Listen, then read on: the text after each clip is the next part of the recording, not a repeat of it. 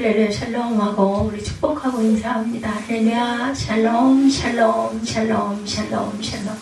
하나님 사랑합니다. 여러분 주 안에서 사랑합니다. 히브리서 11장 8절에서 10절 그리고 17절에서 19절까지 말씀.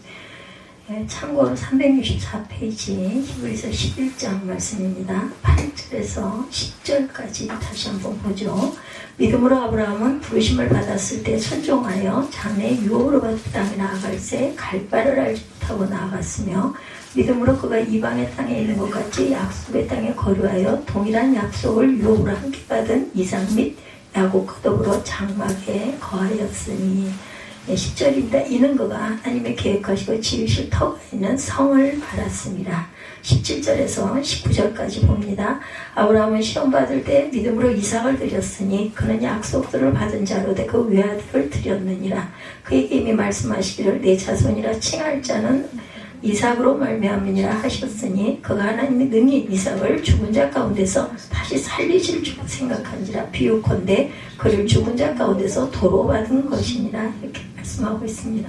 엄청난 믿음이에요. 그렇죠? 아들을 그죠? 모리아산에 올라가가지고 묶어가지고 바위에 놓고 칼로 찌르려고 했죠. 그랬을 때 멈춰라 하늘에서 음성이 나옵니다. 뒤를 돌아보니 어린 양 한 마리를 매달려 있게 해서 그 양으로 하나님께 번제를 드린 그런 내용 여러분들 잘 아시는 말씀이죠. 믿음의 선진 그들처럼 우리 또한 이런 믿음을 가지고 살아야 할 줄로 믿습니다. 히브리서는 로마 제국의 기독교 박해가 극심하던 그때 그리고 유대 사회와 종교로부터의 미혹과 협박이 가증되어 가고 있는 그 시대, 그래서 신앙을 포기하거나 복음을 버리고 유대교로 돌아가려는 그런 무리들이 늘어가고 있던 그 시대에 히브리 기독교인들을 우선적으로 대상으로 하여 기록된 성경입니다. 어떻게 해서 시작이 됐다라는 거 알고 가셔야 되겠죠. 로마 제국의 기독교 박해가 아주 극심하던 때에 히브리서가 기록되었다. 그러나 저자는 단순히 기독교인이 불신으로 돌아가거나 다른 종교인 유대교로 빠져나가는 것을 막기 위해서 히브리서를 기록한 것은 아니다.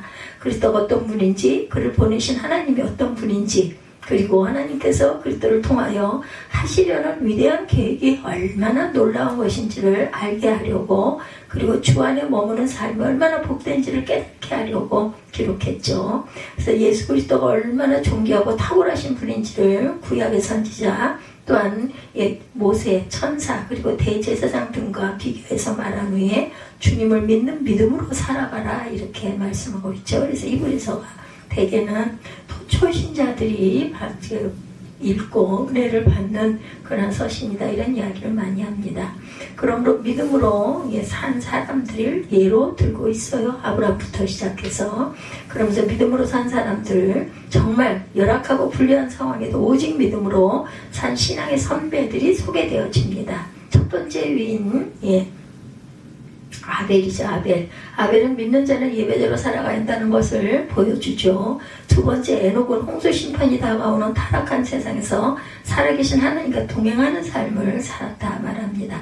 근데 그 삶이 얼마나 귀하고 특별했든지 하나님께서 그를 죽음을 보지 않고 산채로 하늘로 데려가신 놀라운 그러한 징조를 보여주시죠. 세 번째 노아는 120년 뒤에 있을 홍수 심판을 믿고 그 심판의 날에 가족과 자기 시대를 구하기 위해서 믿음으로 산꼭대기에 방주를 짓는 그러한 삶. 그때 비가 없었던 땅이었어요. 지금처럼 비가 있으면 그렇게 대단한 비가 세상을 멸할 만큼의 비가 쏟아지겠구나 알 수 있을 텐데 비가 뭔지를 모를 그때 이런 방주를 산꼭대기에다 만들었다.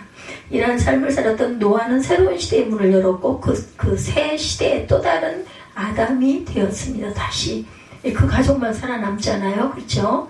오늘 본문 믿음의 선진들의 그 초상화가 쭉 전시된 가운데 네 번째 인물인 아브라함에 대한 것입니다. 아브라함은 믿음하면 떠오르는 인물이죠.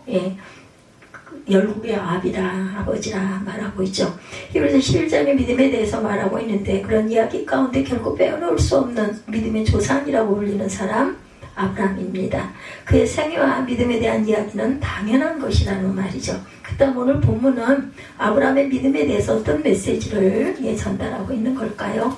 그래서 뭐라고 말해요? 8절에서 10절 보면 11장 8절에서 10절 보죠. 믿음으로 아브라함은 이렇게 말합니다. 부르심을 받았을 때 순종하여 장래의 유업으로 받을 땅에 나아갈새 어떻게 해요? 갈 바를 알지 못하고 나아갔다. 지금 같으면 뭐 레비 보고 그죠? 그냥 차만 올라타면 가는 그 길인데 그때는 지도도 없었을 것이고 어떻게 가요? 걸어가야 되는 그 길 어딜지도 모르는 그냥 방향성도 없을 그때 그쪽을 찾아갔어요. 어느 쪽이다 하면 그냥 거기로 가는 거죠. 그래서 유대교적인 유혹과 로마 제국의 박해로 인한 그러한 배교의 상황에 처한 수신자들에게 자신들의 조상이고 그들의 자랑하는 인물인 아브라함을 통해서 믿음이 무엇인가를 보여주고 있어요. 또한 믿는 자들은 우리에게도 믿음의 조상인 아브라함을 통해 믿음의 삶을 이렇게 살았더니 이런 복이 임했다 이런 것을 우리에게 알려주고 있죠. 아브라함의 믿음의 조상이라는 말은 믿는 그런 우리와 또 동족성을 가진다는 의미가 있는 거죠. 예, 우리가 닮았어요. 하나님이 우리를 바라보는 그런 닮음, 더 패밀리 라이크니스 이렇게 증거하고 있습니다. 우리가 신자라면 당연히 아브라함의 후손이라는 것이죠. 그러므로 아브라함의 신앙의 삶을 알아서 그의 뒤를 따라가야 된다. 그러면 아브라함은 어떤 사람이었나? 여호수아 24장 2절에 보면 아브라함의 시작에 대해서 이렇게 말하고 있습니다. 여호수아 24장 2절입니다. 여호수아가 모든 백성에게 이르되 이스라엘의 하나님 야훼께서 이같이 말씀하시기를 옛적에 너희의 조상들 곧 아브라함의 아버지 나홀의 아버지 데라가 강 저쪽에 거주하여 다른 신들을 섬겼으나 이방신을 섬겼어요. 아브라함의 아버지가. 그리고 우상을 만들어서 팔았던 일을 그런 걸 하죠. 이 구절과 유대의 전승에 따르면 아브라함 가족을 갈대아 우르에서 우상을 만들어 파는 사람들이었다. 그러니까 아브라함은 70대 초반까지 이방세계, 이방국가의 대도시에 살던 이교도 가정 출신이라는 건 믿음의 가정이 아니라 그런 우상을 섬기는 그러한 집안의 아들이었습니다. 이런 아브라함에게 하나님께서 나타나셨고 부르십니다. 그때 하나님의 부르심은 두 부분으로 되어 있어요. 첫 번째는 명령으로 고향과 친척과 아버지 집을 떠난 내 근데게 보여줄 땅으로 가라. 12장 1절이죠. 두 번째는 약속으로 기업으로 줄 땅과 큰 민족과 복의 근원이 되리라 라고 말씀하죠. 아브라함은 하나님이 주신 명령과 약속을 믿었어요. 그런 그 명령에 복종했고 약속의 성취를 기대합니다. 그래서 보면 2절에도 선진들이 이로써 증거를 얻었느니라 믿음으로 모든 세계가 하나님의 말씀으로 지어진 줄을 우리가 아나니 보이는 것은 나타난 것으로 말미암아 된 것이 아니니라. 4절입니다. 믿음으로 아벨은 가인보다 더 나은 제사를 하나님께 드림으로 의로운 자라 하시는 증거를 얻었으니 하나님이 그 예물에 대하여 증언하심이라. 그가 죽었으나 그 믿음으로 지금도 말함이니라. 믿음으로 에녹은 죽음을 보지 않고 옮겨졌으니 하나님이 그를 옮기심으로 다시 보이지 아니하였느니라. 그는 옮겨지기 전에 하나님을 기쁘시게 하는 자라 하는 증거를 받았느니라. 믿음이 없이는 하나님을 기쁘시게 하지 못하나니 하나님께 나아가는 자는 반드시 그가 계신 곳과 또한 그가 자기를 찾는 자들에게 상 주시는 이심을 믿어야 할지니라. 믿음이 중요하죠. 또한 믿음으로 노아는 아직 보지 않는 일에 경고하심을 받아 경외함으로 방주를 준비하여 그 집을 구원하였으니 이로 말미암아 세상을 정죄하고 믿음을 따르는 의의 상속자가 되었느니라. 그 다음에 네 번째 아브라함이죠. 아브라함은 부르심을 받을 때 순종하여 장래의 유업으로 받을 땅에 나아갈새 갈 바를 알지 못하고 나아갔으며 믿음으로 그가 이방의 땅에 있는 것 같이 약속의 땅에 거류하여 동일한 약속을 유업으로 함께 받은 이삭 및 야곱과 더불어 장막에 거하였으니 이는 그가 하나님이 계획하시고 지으신 터가 있는 성을 바랐다. 믿음의 바라봄입니다. 아브라함은 하나님이 주신 약속, 그런 명령, 모든 것들을 믿었다. 하나님의 명령에 복종했고 약속의 성취를 기대하고 고대하고 아까 우리가 찬양이 저는 그 찬양이 정말 좋습니다. 우리가 기대하고 고대하고 기다려야 합니다. 지금 아브라함의 믿음은 바라는 것들에 대한 확신, 또한 보지 못한 것들에 대한 확신입니다.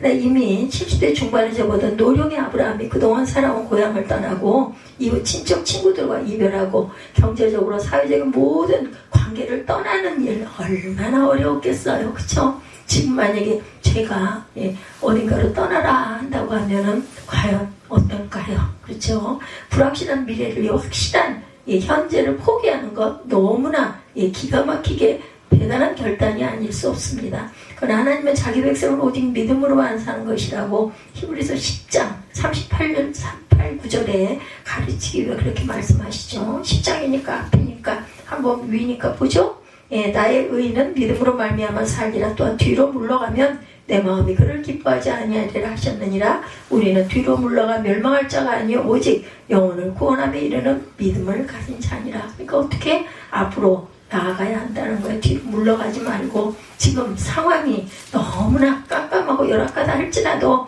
하나님은 이렇게 말씀하십니다. 뒤로 물러가지 말고 앞으로 나아가라. 세상과 인간 심지어 자신의 혈육마저도 바라보지 않고 오직 하나님과 약속만 바라보게 만드시고 그리 하셨다는 말이죠. 아브라함은 자기가 갈 곳이 어디고 어떻게 어느 방향으로 가야 할지를 갈 바를 알지 못하고 떠납니다. 갈대아에 있는 그의 친척 이웃 친구들이 어디로 가는지 물었겠죠. 근데 아브라함이 몰라 그냥 가는 거야.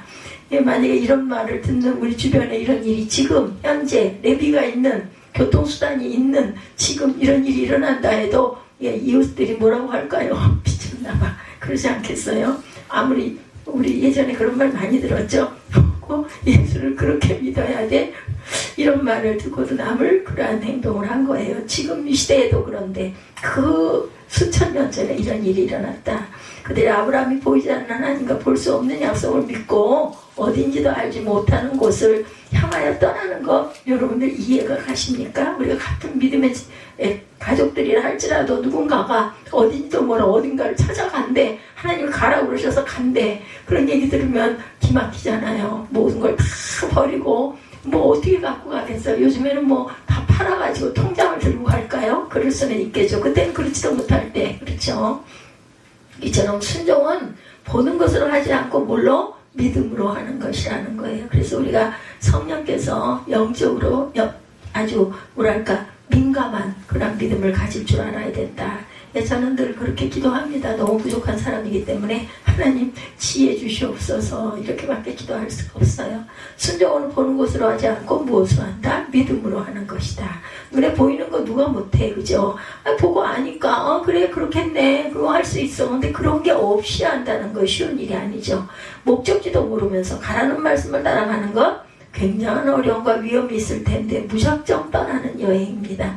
오직 살아계신 하나님과 그의 말씀에 대한 절대적인 믿음으로 떠나는 여행이었어요. 하나님께서 부르셨기 때문에 하나님께서 가라고 하셨기 때문에 하나님께서 하시겠다고 주시겠다고 하셨기 때문에 길을 떠난 순종의 삶이 아브라함의 믿음이라는 것입니다. 어때요? 여러분에게도 하나님이 그의 말씀이 더 중요하고 그래서 거기에 이끌리고 계십니까? 우리는 어떻습니까? 가지 않는다 할지라도 하나님께서 우리에게 감동 주실 때 아멘 하고 우리를 순종하시죠. 이해가 될 때까지 여건이 될 때까지 안 할 수 있을 때까지 마냥 기다리고 있는 것은 아닐까. 적어도 오늘 본문의 아브라함은 그런 것은 믿음이 아니다 이렇게 말하고 있습니다. 약속을 지킬 줄 알고 믿었다. 17절에서 19절에 보면 아브라함은 시험을 받을 때 오늘 본문 17절에서 19절입니다. 믿음으로 이삭을 드렸으니 그는 약속들을 받은 자로되 그 외아들을 드렸느니라. 그에게 이미 말씀하시기를 이미 전에 말씀하셨어요. 내 자손이라 칭할 자는 이삭으로 말미암으리라 하셨으니 그가 하나님이 능히 이삭을 죽은 자 가운데서 다시 살리실 줄로 생각한지라. 비유하건대 그를 죽은 자 가운데 도로 받은 것이니라. 이거 뭐예요? 부활이에요. 부활. 그죠? 그걸 믿었어요. 믿고 아들을 번제로 드리라고 하니까 칼로 찔러서 드리려고 했던 그 순간 하나님께서 멈춰라 하시죠. 오늘 두 번째 부분 아브라함의 생애 가운데 가장 빛나는 부분입니다. 그때가 언제고 어떤 일이 일어났는가. 17절에 아브라함은 시험 받을 때 이렇게 시작하죠. 창세기 22장 1절을 인용하고 있습니다. 그래서 구약의 창세기와 히브리서는 굉장한 연관관계가 있어요. 근데 정말 기가 막힌 건요. 제가 연초에 이 히브리서를 봐야겠다라고 생각할 때 이런 걸 생각하고 한 게 아니에요. 창세기를 세빈 예배 시작을 했어요.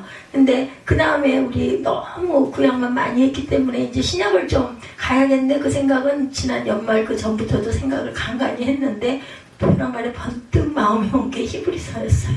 그래서 히브리서를 하다 보니까 창세기하고 이렇게 연결이. 그래서 제가 엄청 어두운 사람이에요. 뭐 저는 특별히 뭐 나는 더 공부를 더 많이 하고 신학을 연구하고 구약을 연구하고 박사가 되고 싶고 이런 마음 전혀 없습니다.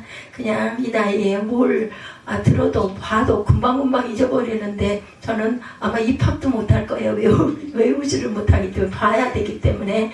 그러한데 정말 놀라운 것은 그게 모르는데도 하나님께서 이렇게 딱 마음에 오게 해서, 근데 그 마음을 받고 바로 그걸 시행한 건 아니에요. 계속 생각했죠. 하다가 갔어요. 히브리서로 갔습니다. 그랬더니 창세기하고 계속 오늘 말씀이 세빈 예배 말씀이 이 말씀이었거든요. 아브라함은 갈 바를 알지 못하고 갈새 이렇게 시작이 됐습니다. 그래서 제가 장인 같은 저를 성령께서 이렇게 계속 갖다 데려다 놓으시는군요. 그것을 말씀하게 하시는군요. 그래서 제가 감동이 없겠어요. 눈물이 나죠. 제 멘토는 성령이세요. 성령. 뭘 보고 하는 게 아니에요. 하나님이 하게 하셔서 보다 보면, 물론 여기 자료들은 제가 봅니다. 보기도 하고 치기도 하고 마음의 감동을 하는데 될 수 있으면 제 생각이나 제 말을 여기다가 넣지는 않아요. 왜냐하면 잘못하면 안 되니까. 그래서 저는 항상 원고를 봅니다. 꼭 원고가 필요하고 원고가 있어야 되고, 우리 목사님들 보면 우리 지방에 가면 하나 조그만 쪽지에다가 해가지고 성경사에다 다 끼워갖고 오셔가지고 하시는 걸 보면 와, 저분들은 정말 대단한 분들이다. 그분들도 저보다는 나이가 조금 더 젊으시지만 다들 연세들이 있으신 분들인데, 아니면 아예 원고 없이 그렇게 말씀하시는 거 보면 참 대단하신 분들이라는 생각을 제가 해요. 제가 이렇게 부족한 사람이에요. 근데 감동은 누구보다도 강합니다. 왜냐하면 모르는 걸 저는 이걸 보면서 또 한 번 깨닫기 때문에, 그렇기 때문에 제가 막 마음이 벅차오르죠. 아브라함이 시험을 받았다는 말은 죄를 권유하고 유혹하기 위한 시험이 아니라 연단의 의미였어요. 그러니까 아브라함으로 죄짓게 하시려는 시험이 아니었다라는 거 여러분들 아셔야 합니다. 하나님은 인간을 올무에 걸리게 하시는 분이 아니라 그의 믿음과 순종을 더 온전케, 더 견고하게 하신다. 저처럼 이렇게 아주 부족한 사람이다 보니까는 그거 알고 옆에서 이렇게 길을 인도해 주시는, 그럼 저는 그냥 그 길 따라 갑니다. 아무것도 몰라도 그냥 가요.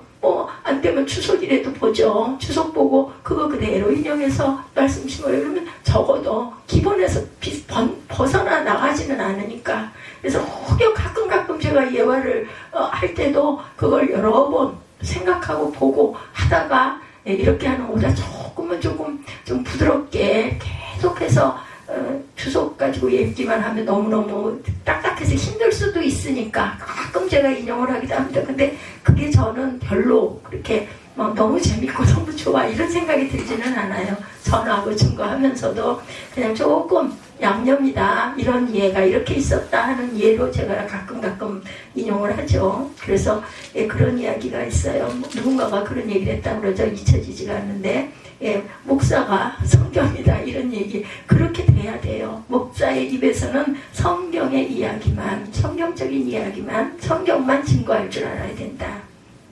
자, 이 시험의 내용이 뭐예요? 내 아들, 창세기 12장 2절이죠. 내 사랑하는 독자 이삭을 데리고 모리아 땅으로 와서 내가 네게 알려준 한 산, 거기에 가서 번제로 드려라. 그래서 그 산에 올라가서 번제로 드리죠. 망설이지도 않고 그 뒷날 그냥 바로 이삭 데리고 보침 하나 짊어지고 갑니다. 근데 거기 보면은 안에 사라에게는 이야기를 하지 않았다라고 증거되어 있어요. 아마 엄마인 사라가 알았으면 난리가 나겠죠.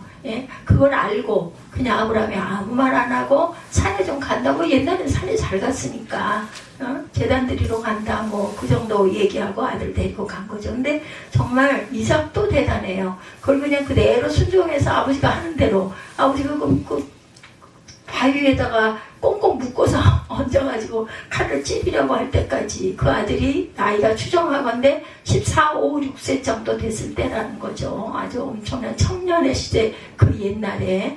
그러면 뭐 아버지 밀치고 아버지 왜 이래 뭐 요즘 같으면 어땠을까요? 아버지가 이상하게 정신에 문제가 있나 봐 그러고 막 도망가지 않았겠어요. 근데도 그대로 있었던 거 아니에요. 기가 막힌 거죠. 그 시험의 내용이 내 아들 내 사랑하는 독자 이삭을 데리고 모리아 땅으로 가서 내가 네게 알려준 한 산에서 그를 번제로 드려라. 하나님은 아브라함에게 100세에 얻은 그의 사랑하는 아들 이삭을 희생제물로 바치라 이렇게 명령하시죠. 근데 이 명령은 몇 가지 의미를 가지고 있다는 것. 첫째, 하나님께서 아브라함의 순종과 충성을 보여하셨어요. 네가 어느 정도냐. 그래서 이 일이 있고 난 다음에 어떻게 해요? 내가 이제 너를 열국의 아비다 이렇게 부르겠다. 그래서 아브라함이 아브라함이 됩니다. 그리고 너는 내 친구다 이렇게 말씀을 하세요. 하나님께서. 둘째, 아브라함이 하나님과 이삭 중 누구를 더 사랑하는지 보려 하셨다. 또한 셋째, 참되고 진실한 믿음에 관한 시험이기도 했다. 믿음으로 살아야 함을 배우면서 살아온 아브라함을 최종적으로 시험을 해보셨다는 게 어느 정도인지 내가 좀 보고 싶다. 그리고 넷째는 하나님께서 아브라함을 시험하신 시기와 관련된 그러한 것 이야기가 있습니다. 아브라함은 시험을 받을 만큼 받아온 사람이죠. 그동안 고향을 떠나고 한 곳에 머물지 못하고 떠도는 생활을 하고 상속자를 25년이나 기다린 이삭을 25년 기다려서 75세에 말씀을 주셨는데 100세에 낳잖아요. 말도 안 되는 그때 절대로 낳을 수 없을 그때 기적이 일어난 거죠. 그런 가운데 견딜 만큼 견디고 시험도 받을 만큼 받았어요. 아브라함은. 그리고 100세 때 이삭의 기적적인 출생 이스마엘을 내보내므로 이삭을 상속자로 정하는 일 등을 마무리하고 이제는 안정과 쉼을 바랄 때였습니다. 그런데도 하나님은 아브라함을 다시 시험하시죠. 아브라함이 정말 하나님만 의뢰하는 걸 알아보기 위함이었다. 내가 정말 믿음으로 살고 있느냐. 내가 너에게 아들을 주었기 때문에 너 나를 사랑하는 거냐. 이걸 알고 싶으셨어요. 내가 아들을 통해 나에게 복을 줄 것이기 때문에 나를 사랑하느냐. 그 삶의 역경을 벗어나 쉼을 얻을 생의 마지막을 원하느냐. 아니면 끝까지 믿음의 길을 가겠느냐 하고 물으신 거죠. 하나님은 자기 백성이 철저히 자기만 신뢰하는지 정말 믿음으로 사는지 시험하십니다. 간간히. 오직 하나님과 그 약속만 신뢰하면서 사는지 정말 하나님만 사랑하는지를 알아보려고 하신다는 거죠. 저 여러분에게도 이런 시험이 필요하지 않겠어요? 간간히 이런 일들이 오고 우리가 결단을 해야 할 어떤 기로에 있을 때가 있습니다. 그럴 때 믿음의 길을 택하시기 바랍니다. 내 유익을 택하지 말고. 하나님은 그런 목적으로 25년을 기다려서 100살에 얻은 아들, 그로 인해 기뻐하면서 미래를 설계하던 그 아들을 제물로 번제로 원하세요. 직접 죽이라고. 그 몸에 칼을 떠서 불사르는 제사를 드려라. 기가 막힌 일이죠. 너무나 가혹하고 비참해 보이는 명령을 하십니다. 이렇게 도로 가져가시고 도대체 왜 주셨을까? 우리 같으면 막 엉엉 울고 그죠? 기가 막혀 통 안에 눈물을 얼마나 흘리겠어요. 뿐만 아니라 이삭은 그의 가문의 아들이고 또한 이삭으로 인해 하늘의 별과 바다의 모래 같은 많은 자손이 생겨야 할 것이고 이삭을 통해 그의 후손들이 약속의 땅을 기업으로 차지할 것이고 이삭을 통해 메시아가 나서 그의 후손은 만민에게 복의 근원이 될 것이라는 약속도 주셨는데 즉 이삭은 하나님의 약속 자체인데 하나님께서 직접 하신 약속을 어찌할 것인가. 아버지로 혈육을 가진 인간으로 느끼는 그러한 가혹함, 이제껏 살아온 삶의 모든 것이 와르르 무너지는 허탈감, 그리고 하나님의 약속이 취소되는 듯한 영적인 위기, 물거품이 되는 거죠. 이렇게 하나님의 시험은 아브라함에게 가혹했다라는 거예요. 근데 아브라함은 하나님의 명령에 두 말 없이 순종합니다. 뭐 하나님 이렇게 좀 하고 생각해 볼 시간을 좀 주세요. 뭐 이런 일 저런 거 하나도 안 달아. 그 뒷날 바로 새벽에 일어나서 아들을 데리고 떠납니다. 하나님이 주신 아들이고 그 아들에 대해 당신께서 약속하신 것에 위배되는 명령임에도 불구하고 거기에 토를 절대로 달지 않았다. 어떤 논쟁도 벌이지 않았어요. 또한 부인인 사라에게 말 한마디 하지 않았죠. 그러나 아침 일찍 일어나 나귀 한 장을 지고 나무를 준비해서 하나님께서 지시하는 곳으로 갑니다. 창세기 22장 3절에 나오죠. 그리고 이삭에게 자신이 그 태워질 나무를 지게 해서 산으로 아들에게 그 나무를 짐을 지게 해서 올라갑니다. 아브라함이 이런 행동은 어디서 비롯된 것일까? 믿음이죠. 하나님을 완전하게 신뢰했다라는 것, 죽이든지 살리든지 하나님께서 알아서 하실 것이죠. 하나님 어떤 식으로 약속을 이루실 분임을 믿었던 거죠. 어떻게든 하든 절대적인 주권, 무한하신 사랑, 전능적인 능력을 믿었다. 그래서 믿음의 조상이 된 거예요. 아브라함은 하나님께서 그동안 자신에게 말씀하시고 역사하신 것을 통해서 신뢰할 수 있었기 때문에 그는 망설임 없이 순종할 수 있었다. 그런 믿음으로 순종했더니 아브라함이 이삭을 죽이려는 순간에 하나님께서 그를 말리시죠. 창세기 22장 10절에서 12절까지 내용이죠. 손을 내밀어 칼을 잡고 아들을 잡으려 하니 야훼의 사자가 하늘에서부터 그를 불러 이르시되 아브라함아 아브라함아 하시는지라. 아브라함이 이르되 내가 여기 있나이다 하며 사자가 이르되 그 아이에게 내 손을 대지 말라, 그에게 아무 일도 하지 말라. 그렇게 해서 아브라함은 아들을 그대로 돌려받습니다. 그리고 그 일로 아브라함은 하나님의 인정을 받죠. 창세기 22장 12절입니다. 내가 이제야 내가 하나님을 경외하는 줄을 내가 아노라. 즉 하나님께서 만족하실 만한 수준의 너 합격이 아닌 거죠. 아브라함처럼 우리는 이런 믿음을 가질 줄 알아야 되겠다. 하나님께서 아브라함을 통해서 말씀하시는 믿음, 첫째, 지금이 아니라 먼 미래에 관한 약속이었지만 그것을 믿고 지금 당장 순종할 수 있는가 하는 것이었죠. 그런 말씀을 따라 자신의 안정된 현재와 가진 전부를 내려놓고 길을 떠날 그런 순종의 삶을 살 수 있었느냐, 이걸 보신 겁니다. 두 번째, 주께서 원하시는 가장 귀하고 소중한 것까지도 드릴 수 있는가입니다. 아브라함이 이삭을 하나님께서 한 제물로 드린 것처럼 저와 여러분도 가장 소중한 것을 하나님께 드릴 수 있느냐, 그 답을 하기 전에 우리도 한번 생각해 봅니다. 저와 여러분에게 가장 소중한 것, 어떤 경우에도 포기할 수 없는 것은 과연 무엇인가? 하나님은 여러분이 그것마저 내려놓고 하나님만을 사랑하고 그의 말씀에 순종하는 것을 보고 싶어 합니다. 올 26년 이제 시작됐어요. 그죠? 저와 여러분의 믿음의 여정이 아브라함처럼 전적인 순종과 전적인 드림으로 드러나기를, 그리하여 하나님이 채워주시는 풍성한 복을, 축복을 누리며 가시는 저와 여러분들이 되시기를 주님의 이름으로 축복합니다.